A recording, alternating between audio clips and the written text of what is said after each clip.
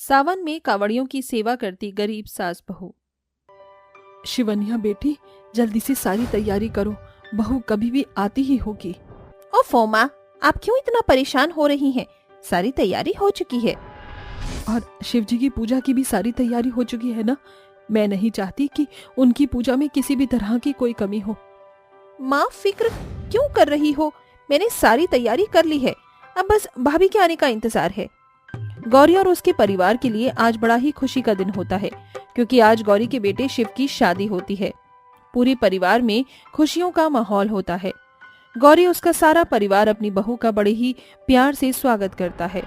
बहू चलो मेरे साथ, चलकर सबसे पहले तुम भोलेनाथ की पूजा कर लो, जिससे उनका आशीर्वाद सदा तुम पर रहेगा। जिसके बाद गौरी और पार्वती जाकर शिव जी की बड़ी अच्छे से पूजा करती हैं।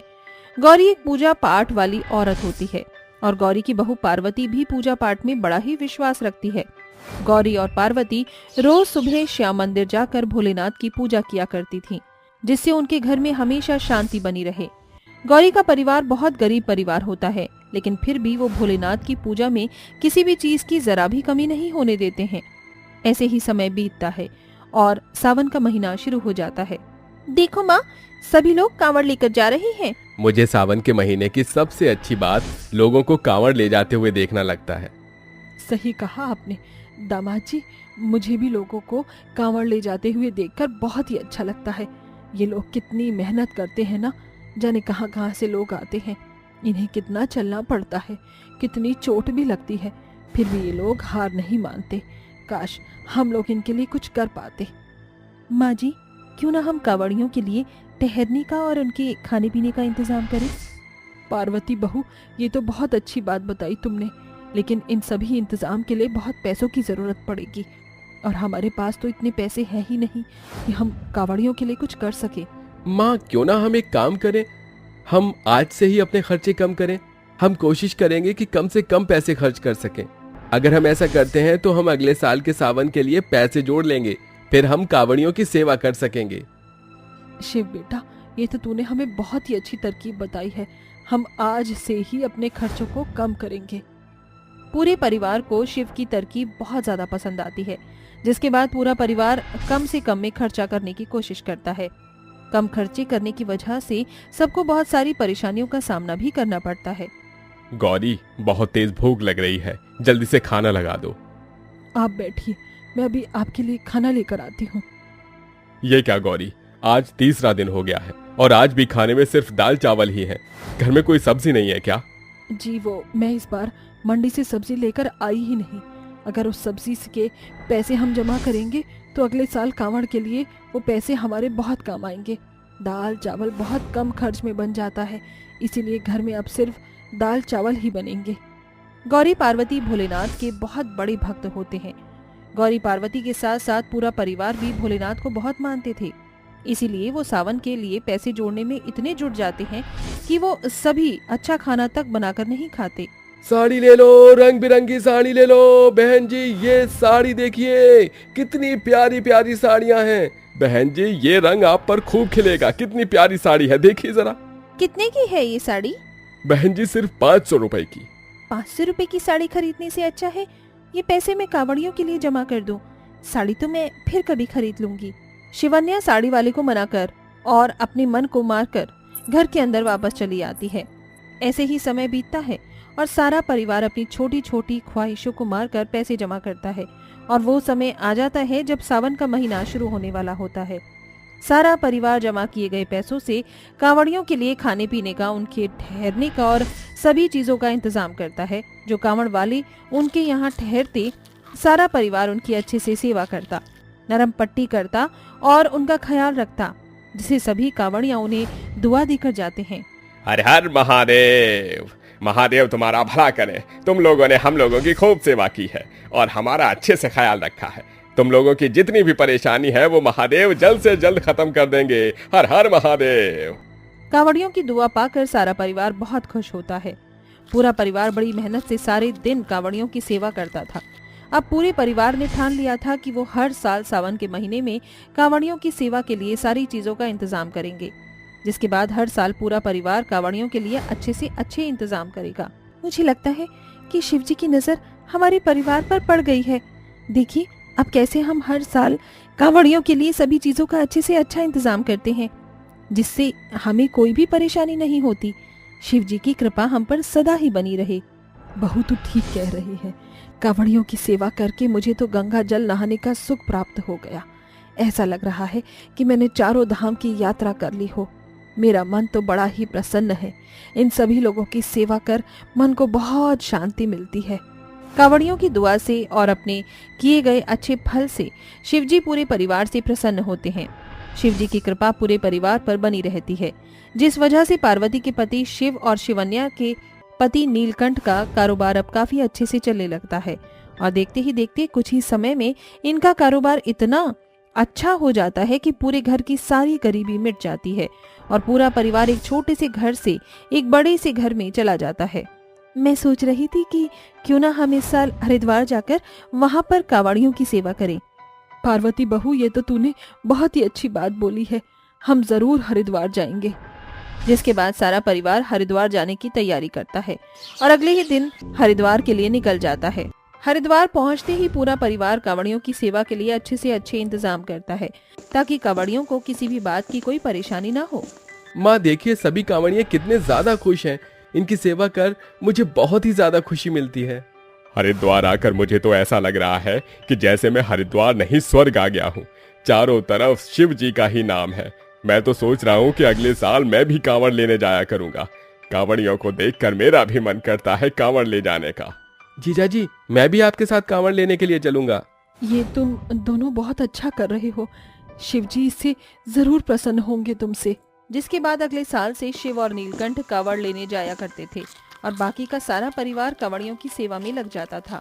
हर साल पूरा परिवार अच्छे से अच्छे कांवड़ियों की सेवा का इंतजाम करता था, जिससे गौरी के यहाँ जितने भी कांवड़ी आते थे वो वहाँ से बहुत प्रसन्न होकर जाते थे और उन्हें काफी सारी दुआएं भी देते थे, जिसका असर उनके परिवार पर होता था और पूरे परिवार में हमेशा खुशियों का माहौल रहता था। संध्या बारिश में भीगी हुई जैसे ही घर आती है तो उसके घर में लड़के वाले बैठे होते हैं। तभी संध्या का गरीब पिता गोपी उससे कहता है, जी ये है मेरी बेटी संध्या। जी नमस्ते। तभी संध्या की माँ रूपा उसे कमरे में लेकर जाती है। माँ, कौन है ये लोग? संध्या बेटी, ये लड़के वाले हैं, तुझे देखने आए हैं। मगर माँ, मैं अभी शादी नहीं करना चाहती हूँ। देख संध्या बेटी, एक ना एक दिन तो तुझे शादी करनी ही है और तेरे पिताजी के पास इतने पैसे नहीं है कि वो तेरी शादी किसी अच्छे घर में करे। एक गरीब के घर की बेटी का रिश्ता गरीब के घर में ही होता है। ललित बहुत ही समझदार और जिम्मेदार लड़का है बेटी। अब तू जल्दी से मेरी ये साड़ी पहनकर तैयार हो जा और बाहर आ जा। रूपा एक पुरानी सी साड़ी वहाँ रखकर बाहर चली जाती है और संध्या रोते हुए उस साड़ी को पहनकर तैयार होकर लड़के वालों के सामने आ जाती है। तभी उसकी नजर अपनी फटी हुई साड़ी पर जाती है। हे भगवान, माँ ने मुझे जो साड़ी पहनने को दी है ये तो फटी हुई है। कहीं मेरे होने वाले ससुराल वाले मेरी फटी हुई साड़ी देख न ले। ऐसा कहकर गरीब संध्या अपनी फटी हुई साड़ी को छिपा लेती है। जिसके बाद संगीता संध्या के हाथों में एक नारियल और 100 रुपए रखकर उसे चुन्नी चढ़ाकर रिश्ता पक्का करके चली जाती है। और कुछ ही दिनों में संध्या की शादी ललित से हो जाती है और गरीब गोपी रोते हुए अपनी बेटी की विदाई करके कहता है, संध्या बेटी जा और जाकर अपना घर बसा। तेरे बाबुल की दुआएं हैं कि तुझे तेरे ससुराल में वो प्यार और वो सारी खुशी मिले जो तुझे तेरे गरीब मायके में न मिल सकी। संध्या अपने गरीब पिता गोपी के गले लगकर फूट फूट कर रोती है और फिर उसकी विदाई हो जाती है, जहां ससुराल में संध्या की सास संगीता उसका स्वागत करती है। आओ संध्या बहू, इसे अपना ही घर समझो। इस कलश को गिराकर अंदर चली आओ। जी माँ जी। जा नीतू बेटी, अपनी भाभी को उसके कमरे में छोड़ा। चलिए भाभी। नीतू संध्या को कमरे में छोड़ आती है। थोड़ी ही देर में संध्या का पति ललित कमरे में आता है। संध्या, आज हमारी सुहागरात है, मगर तुम्हारे इस गरीब पति के पास तुम्हें देने के लिए कोई तोहफा नहीं है। मैं जानता हूँ एक लड़की की आंखों में अपने पति और ससुराल को लेकर हजारों सपने होते हैं, और आज जब हम दोनों अपनी जिंदगी की शुरुआत करने जा रहे हैं तो मेरे पास तुम्हें देने के लिए कुछ भी नहीं है। ललित जी, भगवान के लिए ऐसा मत कहिए। मुझे आप जैसा सुलझा हुआ पति मिल गया, मुझे और क्या चाहिए। मैं इसी में खुश हूँ। संध्या का सादगी भरा स्वभाव देखकर ललित के मन का बोझ हल्का हो जाता है।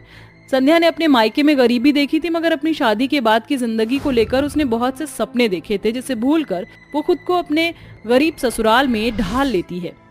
क्या बात है संध्या भाभी, आप इतनी परेशान क्यों हैं? कुछ नहीं नीतू, समझ नहीं आ रहा खाने में क्या बनाऊं, एक भी सब्जी नहीं है। इतने में संगीता वहां आती है। संध्या बहू ये ले पैसे, बाजार से जाकर थोड़ी बहुत सब्जी ले आ, और पैसे बचे तो आटा दाल भी लेती आना। नीतू तू भी भाभी के साथ चली जाना। ठीक है माँ, चलिए भाभी।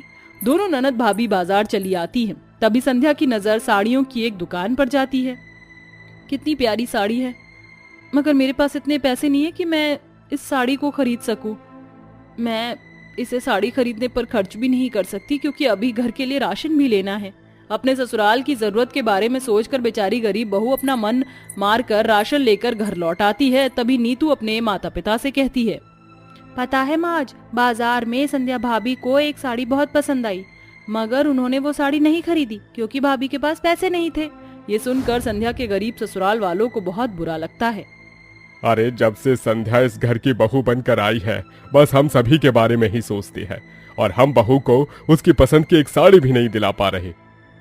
जी आप ठीक कह रहे हैं। जब से बहू इस घर में आई है ना, तो हमने उसको मुंह दिखाई में कुछ दिया है, ना ही उसे खुश रखते हैं। इस गरीबी ने हमें लाचार बना दिया है। इसी तरह वक्त बीता है। एक दिन संध्या चूल्हे पर खाना बना रही होती है, तभी उसकी साड़ी जल जाती है। हे भगवान, मेरी साड़ी कैसे जल गई? माँ ने मुझे 2 ही साड़ियाँ दी थी, उसमें से आज एक जल गई। एक काम करती हूँ, इसे सिल लेती हूँ, कुछ दिनों तक चल जाएगी। अभी घर के हालात ठीक नहीं है। संध्या अपनी फटी हुई साड़ी को सिल लेती है। उसी शाम संगीता के घर उसकी पड़ोसन पद्मा आती है। अरे कैसी हो संगीता बहन? आओ आओ पद्मा, बैठो। संध्या बहू, जरा जल्दी से 2 कप चाय बना कर ले आना। कुछ देर बाद, माँ जी, आंटी जी, ये लीजिए चाय पीजिए। अरे ये क्या संगीता, ये तेरी बहू ने ऐसी फटी चिट्टी साड़ी क्यों पहनी हुई है? अभी तो तेरी बहू की शादी को ठीक से 2 महीने भी पूरे नहीं हुए, और ऐसी गई गुजरी गरीबों वाली जिंदगी जी रही है बेचारी। खैर ये देख, मैं अपनी बहू के लिए खास तीज पर पहनने के लिए पूरे 15,000 रुपए की साड़ी लाई हूँ। इतनी महंगी साड़ी? अरे मॉल की साड़ी है, महंगी तो होगी ही। अब मैं तुम लोगों की तरह थोड़ी हूँ जो अपनी बहू को फटी चिट्टी साड़ी पहनाऊं। पद्मा अपनी अमीरी का घमंड दिखाते हुए संध्या के गरीब ससुराल वालों की बहुत बेइज्जती करती है, जिससे उनकी आंखों में आंसू आ जाते हैं। और ये देखकर संध्या कहती है, बहुत हो गया पद्मा आंटी, आपको कोई हक नहीं मेरे ससुराल वालों की गरीबी का मजाक बनाने का। और आखिर आप जानती क्या है मेरे ससुराल वालों के बारे में? माँ जी, बाऊ जी, मेरी ननद, मेरे पति मुझसे बहुत प्यार करते हैं, और जिंदगी जीने के लिए सब कुछ पैसा ही नहीं होता। इस घर की बहू बनना मेरी खुश नसीबी है। जो मुझे इतना प्यार करने वाला ससुराल मिला है, मैं बहुत खुश हूँ। अब आप चली जाइए यहाँ से। और एक पैसे की औकात नहीं है, और तेवर तो देखो इस गरीब बहू का कैसे बन रही है। पद्मा जैसे ही जाने के लिए दरवाजे की ओर मुड़ती है, तभी ललित वहाँ खड़ा सब कुछ सुन लेता है। अजी आप कब आए? बस अभी आया, जब मेरी संध्या मेरे गरीब घर वालों की इज्जत बचा रही थी। अजी आप भी पद्मा आंटी की बातें सोच रही हैं? अब जाने दीजिए और जल्दी से हाथ मुंह धो लीजिए, मैं खाना लगाती हूँ। संध्या अपने आंसू और अपना दर्द छिपाकर अपने ससुराल वालों को खाना खिलाती है। गुजरते दिनों के साथ तीज का त्योहार पास आ जाता है। पूरे बाजार में औरतें जमकर साड़ियां खरीदारी करती हैं, मगर संध्या का मन बहुत ही उदास था। 2 दिन बाद तीज का त्योहार है, और शादी के बाद बहू की ससुराल में पहली तीज है। हमने अभी तक कुछ भी नहीं दिया। दरअसल मैं बहू को कुछ देने के लिए बहुत दिनों से पैसे जोड़ रही थी। सोच रही हूँ उसे एक सुंदर सी साड़ी दे दूं। और फिर बहू को उसके मायके से बस 2 ही साड़ियाँ मिली थी, दोनों ही फीकी पुरानी हो गई हैं। हम उसे साड़ी देंगे तो वो खुश हो जाएगी। तुम बिल्कुल ठीक सोच रही हो भाग्यवान। बहू हमारे लिए इतना कुछ सोचती है, अब हमारी बारी है कि हम भी उसके लिए कुछ करें। पूरा ससुराल मिलकर संध्या के चेहरे पर खुशी लाने के लिए अपने खर्च कम कर देते हैं और पैसे बचाने लगते हैं। वहीं ललित भी बहुत मेहनत करके और ज्यादा पैसे इकट्ठा कर लेता है, और सभी साथ मिलकर बहू के लिए एक महंगी सी साड़ी और श्रृंगार का सामान खरीद कर घर लाते हैं। फिर सभी ससुराल वाले साथ मिलकर संध्या को वो तोहफा देते हैं। ये ले संध्या बहू, ये तेरे लिए। ये क्या है माँ जी? भाभी आप खुद ही खोल कर देख लीजिए कि इसमें क्या है। जैसे ही संध्या वो डिब्बा खोलती है तो उसमें सुंदर सी साड़ी देखकर उसकी आंखों में खुशी के आंसू आ जाते हैं। संध्या बहू, ये तेरे गरीब ससुराल वालों की तरफ से तेरी पहली साड़ी है, तुझे पसंद तो है ना? हाँ माँ जी, मुझे ये साड़ी बहुत पसंद आई, मगर ये साड़ी तो बहुत महंगी लगती है, इतना खर्चा करने की क्या जरूरत थी? संध्या, तुम्हारी खुशी से बढ़कर हमारे लिए कुछ भी नहीं है। शादी के बाद से हमने तुम्हें कुछ भी नहीं दिया, इसलिए ससुराल की ये पहली साड़ी हमारा प्यार समझकर रख लो। अपने गरीब ससुराल वालों से महंगी साड़ी मिलने पर संध्या बहुत खुश होती है और तीज के दिन संध्या की ननद नीतू उसे बहुत ही सुंदर तरीके से तैयार करती है, जिसके बाद गरीब बहू अपने गरीब ससुराल वालों की दी गई पहली महंगी साड़ी को पहनकर खुशियों भरी तीज मनाती है।